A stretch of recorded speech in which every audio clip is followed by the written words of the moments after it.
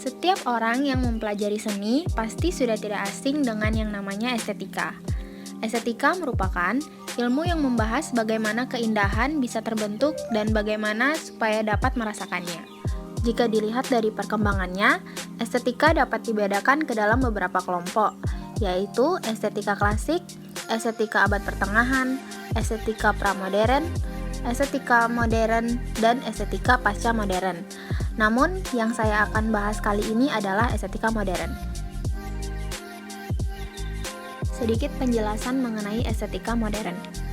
Kemunculan era modern dipicu perdebatan yang dikenal sebagai Querelle des anciens et des modernes, yang artinya pertengkaran antar zaman kuno dan modern, atau disebut juga dengan pertengkaran antara klasik dan modern.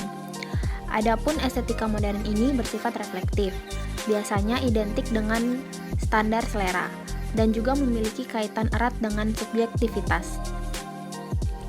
Pelaku dari aliran estetika ini memiliki semangat kepeloporan tinggi yang sering disebut dengan istilah avant-garde, atau dengan kata lain orang yang mempunyai ide-ide baru yang tidak biasa. Salah satu perancang busana internasional yang menurut saya secara tidak langsung menerapkan aliran estetika modern adalah Iris van Hervé. Iris van Hervé adalah perancang busana asal Belanda yang terkenal karena teknologi peleburannya dan juga keahlian tradisional haute couture-nya. Yang dimana hal tersebut agaknya berkaitan dengan istilah Querelle des anciens et des modernes yang kita bahas sebelumnya karena memiliki relasi antara klasik dan modern.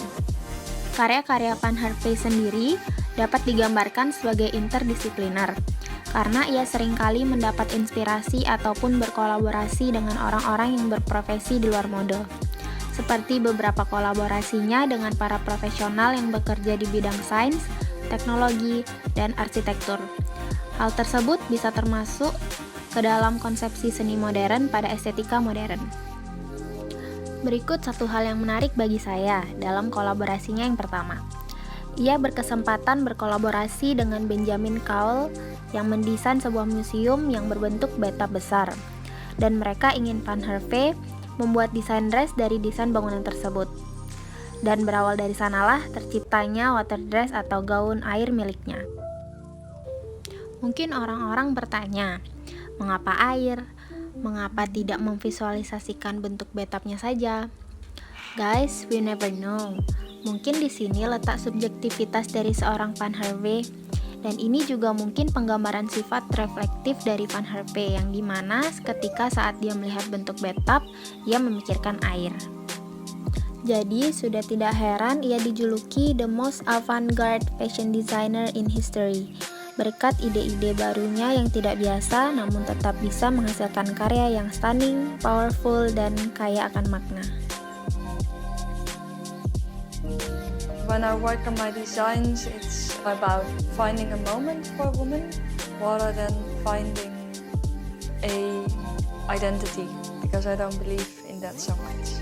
I don't think we are made out of one specific identity. And I think even within one woman, there's a lot of variation to find. Femininity is something very transformable, and there's so much stigma on it that I really try to look outside of the walls.